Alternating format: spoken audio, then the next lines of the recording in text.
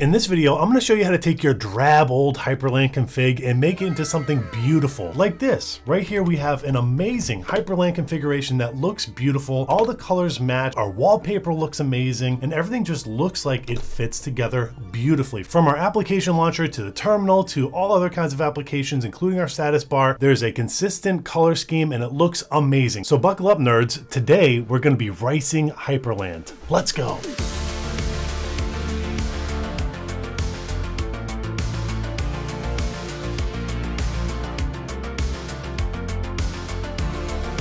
So before we get started, I gotta say this configuration has a bit of a secret. Well, it's not really that big of a secret. What I'm gonna be using is I'll be using my dot files to show you how to configure every single tool by tool in this Hyprland config to get the look that we want. And I'm doing this because if I were to do it from scratch, this whole video would take like 20 hours, and I don't think anyone wants to watch that. So we're going to be building on the knowledge that we got in our previous two videos. You see, this is a series, and in the previous two episodes, we showed off the tools and some of the configurations that you would want to have a nice base Hyprland install. And what we're gonna do in this episode is we're gonna make it all look nice and coherent with some great theming and just some nice little configurations and nice to have. So without further ado, let's get right into it. So here we are with our base Hyprland install that we've built through the previous two episodes. We have a lot of cool features in here, but overall it kind of looks like garbage. So the first thing we're gonna wanna do here in order to actually use all of the dot files in our dot file repo is to install a dot file management tool called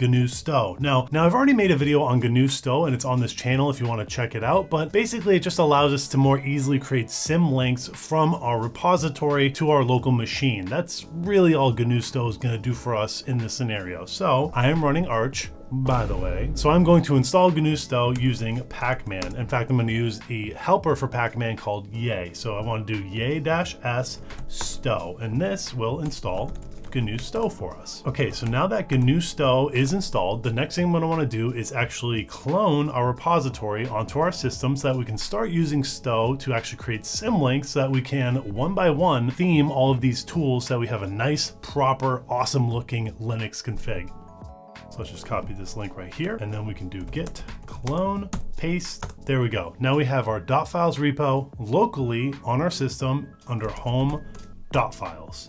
Awesome. So which tool should we talk about first? Well, I think the first tool that we should talk about is a wallpaper tool. You see, we actually don't have any wallpaper in our base install. It doesn't really do anything. So how do we install wallpapers? Well, there's one more tool that we need to install, which is hyprpaper. Now, hyprpaper is really cool because it's part of the Hyper ecosystem of tooling for Hyprland. And what it allows you to do is, amongst many other things like some dynamic fancy stuff, it allows you to set a wallpaper for any screen that's attached to your computer. This is a laptop, so it technically has two screens, the big screen I'm looking at right here and the base laptop screen. So I'm going to use hyprpaper, and then we're going to go over our configuration in the dot files repo of how we set it up. So we can install hyprpaper pretty easily using yay-s hyprpaper. Any distribution I'm sure has hyprpaper, so check your distribution's sort of instructions for installing this program. And there we go, hyprpaper should be installed. Now if we just run hyprpaper right off the bat, if I could type correctly, it gives us an error saying that there is no config found in home, xdg config home. These are just the directories that hyprpaper is looking for your configuration file. So let's add our configuration file. So we are in our dot files repo. We can see that we have a config for hyprpaper. And just to show off really quick how stow works, I'm going to cd into hyprpaper. And we can see that inside of hyprpaper, we have a .config folder. So we cd into .config. And under that, we have a hyper folder. Within that, we have our hyprpaper.conf. Now, the way stow works is we are going to type stow hyprpaper, which is the package name for our stow dot file. And what it will do is it will recreate the directory structure under the hyprpaper directory. So when we call stow hyprpaper, it's going to create a .config/hyper/hyprpaper.conf symlink. Okay, so here we go, stow hyprpaper. So now let's go to our .config hyper directory. So now if we look at our hyprpaper.conf file, we can see that it's actually a pretty simple configuration. We actually just preload a background and then we set it to be the wallpaper for any display that's on this computer. Now, every display would be named something different. You can do hypercodal monitors, all to actually check which display you want to set things to. If you want to set a display for a different wallpaper, you can do that with the first argument here. If we leave it blank, it sets it to all displays. That's just the default, and that's how I like to use it. Now, hyprpaper.conf, you can see it actually references a backgrounds folder. So let's install the backgrounds from our dot files. So now what we can type is stow backgrounds, and that will put all the backgrounds from our repository into the .config/backgrounds folder. So now our hyprpaper configuration should be all set. If we just run hyprpaper in our terminal, it should work. Then we run hyprpaper, and what do you know? We have our beautiful background. So this is pretty sweet, and that's how you would set your background for your hyprpaper configuration. Awesome. Now I'm just gonna run hyprpaper in the background like this. There we go.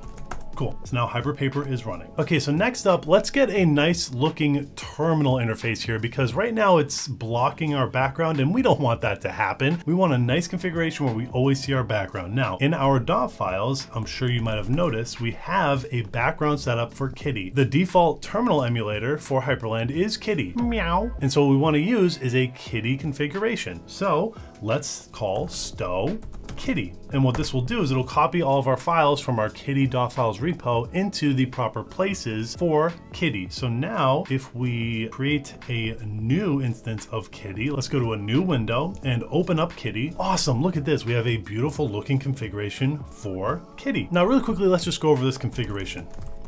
So in our base dir.config kitty.conf, it's a pretty straightforward file. We include currenttheme.conf, which is a Capuchin sort of downloaded file theme. I'll show that off in a second. And we just set a font family, we set the font size, and we set our background opacity to 0.9. That's what gives us our fun background that allows us to see our wallpaper through our terminal. Everyone has this, it just looks beautiful. Now to show off really quickly, our config kitty currenttheme.conf. This is the theme that I downloaded for Capuchin's port of a theme for Kitty. I will link this in the description below, but there is a Capuchin port for pretty much everything, and there's no difference with Kitty. These are just all the colors that we set up for Kitty, and that gives us our nice looking background and some other things that are really great and helpful. The next thing we want to do here is actually have a nice little terminal prompt. Since we're in the terminal, let's just stay in here. Our terminal prompt doesn't look great. So the next thing we're going to want to do to actually make our terminal prompt look good is install a tool called Starship. I'm going to talk about Starship in a second, but first let's just install it. Now Starship is very similar to maybe Oh My ZSH, if you're aware of that, or maybe something like Power Level 10K. It is just a tool that allows you to create a beautiful looking terminal prompt. So now that we have Starship installed, what we want to do is actually use our dot files to import our Starship and our ZSHRC configuration files. So let's do that now. We can cd into dot files, and we can do stow Starship, and this will import our starship.toml file. If we look at our starship.configuration file here, now I'm not going to explain it too much. I will actually make another video on Starship coming up soon, but this is a toml file. Starship is written in Rust. So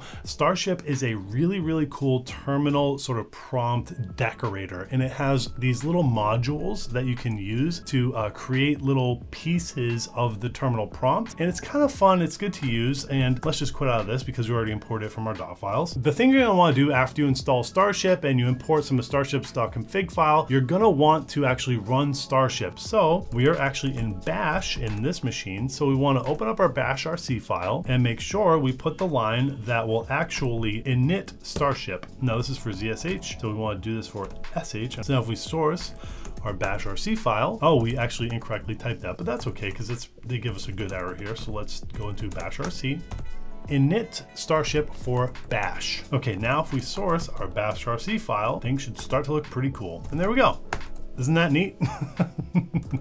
It looks a little weird because we have some interesting fonts in here, but let's exit this terminal and reopen it. And there you go. Now we have a good looking configuration file. Now this is a little bit different right here. I didn't really configure all my fonts, but we're just going over this really quickly just to see what we can do here. Now the fonts for this prompt look a little bit weird, and that's because we don't actually have a proper nerd font installed right now. So let's do that. So now I know already the font I want to install is Cascadia Cove Nerd font, and I've installed this a few times before, but I'm just going to install this from the AUR, and I'll enter my password.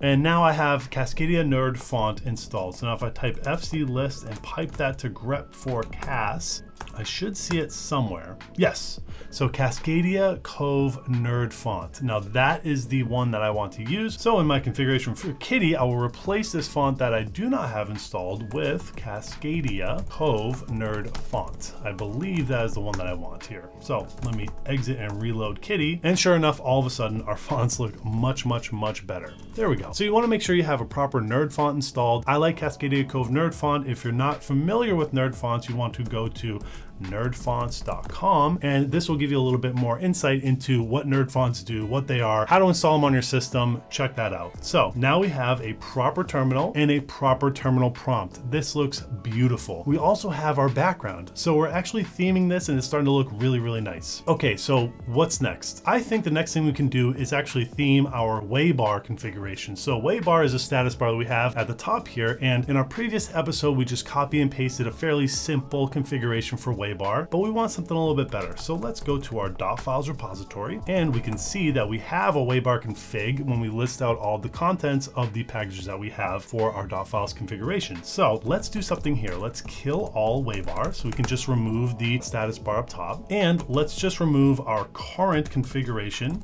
for Waybar. Everything in Waybar, let's just remove that. And then we can type stow Waybar. And this will actually copy all the configurations from our dotfiles repository into the proper places locally. In fact, it won't copy them, it'll create symlinks. So if we look in configuration/Waybar, we can see that we have a mocha, a style.css, and a config.jsonc. So with all this configuration, let's restart Waybar, and look at that, we have a beautiful looking configuration. Now let's check this out really quick. I'm gonna Control-C out of this, and I'm going to go over to a previous terminal, and I'm going to start Waybar in the background, let that go.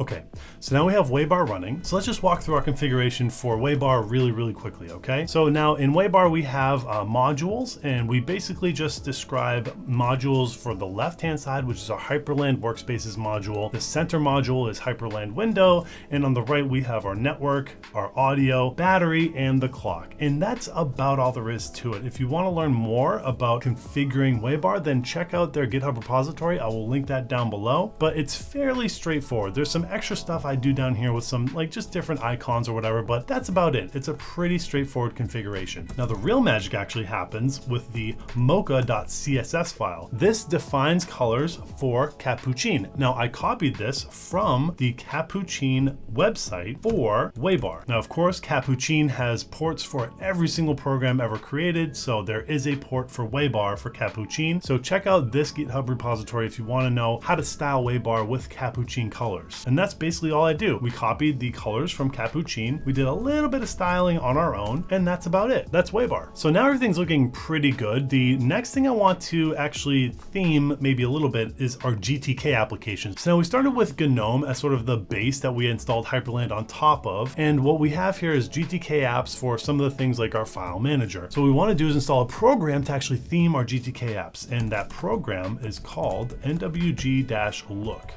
This is the one that I found. It seems pretty straightforward. There are definitely others, but this is just what I've been using lately. So now that we have nwg-look installed, what we're going to want to do is install some themes so that we actually select those themes in nwg-look to theme our GTK apps. Now in Arch, in the AUR, there's already a Capuchin port for GTK themes. It is called Capuchin GTK theme Mocha. That's what we want to use. So I'm actually going to install, yay, sy, Capuchin GTK theme Mocha. Now you might have something else in your Linux distribution, or you might want to actually find something different. There is a Capuchin GitHub repository for theming GTK apps, but that has been abandoned because the creators say that it's just too hard basically to manage all these GTK themes for all the different possible GTK combinations. It's apparently really difficult, but check out GTK themes on your own. You'll find something interesting, I'm sure of it. So now we have the theme installed. We can open up nwg-look by opening up nwg-look from our launcher, which is wofi. And we can see that it already preferred a dark theme for us in the GTK profile. And we can just kind of sort of click around and select any kind of Capuchin with a different color that we want for, like, you know, the accent color, right? I like flamingo the best. So I'm going to apply flamingo, and there we go. Now our GTK apps should be themed and everything should look pretty good. So the next tool that we want to theme is our application launcher. You might have noticed that it kind of needs a little bit of work. It doesn't look great. So let's theme from wofi. Wofi is the application launcher that we're using here, and we can theme it by importing a dot file from our repository. Of course, that's just kind of the theme here, right? But we can do that by typing stow wofi, and wofi is now imported. So if we go to config wofi config, I believe it is. Yes, and it's just a style.css file. And this CSS file, again, I copied from a blog post somewhere. I actually don't have it on me. You see, the thing about wofi is that it's not well defined and it doesn't really have a whole lot of documentation, but you got to just kind of do your best to find what you like. And this is kind of what I found. So now we have our style.css for wofi. The next time we open it, it should look something like this. This has the font that matches the rest of our system, and it actually looks really great. It has the capuchin kind of mocha sort of style to it, and it looks amazing. Okay, there we go. So now we have wofi, Waybar, our terminal, our background, lots of things are looking good. Now the next tool I want to improve upon is our lock screen. The lock screen just doesn't look great. It's kind of the default, but we can make this look a lot better. For our lock screen, of course, we use hyperlock. So what I'm going to do is just actually remove our current hyperlock configuration because we don't need it. And I can just type stow hyperlock, and that will symlink our dotfiles repository's version of hyperlock's configuration to this local machine. So now if we open up our config hyperlock configuration file, we have a full configuration file that actually sources a Hyprland Mocha configuration file that I actually have not actually installed yet. So these colors probably won't work, right? Let's see really quick. Yeah, the colors actually don't work. So let's get back in here. And what we want to do is go back to our dotfiles repository and type stow hypermocha. Hypermocha is just a file that defines all the colors that other Hyprland tools can use that are in the capuchin mocha theme. And you can find these colors in the capuchin Hyprland repository. Capuchin, of course, has ports for everything. It's amazing. Just check that out. You'll find it. And so now if we go back to our configuration, we can look at our config hyper, and then we can open up our mocha.com file, and we can see that it really just defines a whole bunch of colors for us, right? This is all it does. A mocha.com file in our base Hyprland configuration directory just defines a whole bunch of colors that can be used from a bunch of the other Hyprland programs, specifically Hyperlock. So now if we run Hyperlock, we can see that we have a beautiful looking lock screen. So how does this work? Well, if we look up Hyperlock's configuration file, we see that it's basically the same exact thing we had before, but with some capuchin styling. And all I really did, once again, is just copy the configuration from Capuchin's Hyperlock configuration file and just changed a couple things, right? Specifically, the thing I changed was the background. I wanted it to be the same background that we had in our actual hyprpaper configuration that looks like this, so that when you go to your lock screen, it looks kind of the same. It just kind of blurs it out. And then there you go, you can get back into your system. And so there you go, just like that, you have a beautiful configuration for Hyprland that has nice cohesive colors for all the tools that you're using. Our application launcher looks great, our terminal looks fantastic, everything is themed nicely and it looks really, really good, and everything works fantastic. So please remember to subscribe, and hey, thanks nerds.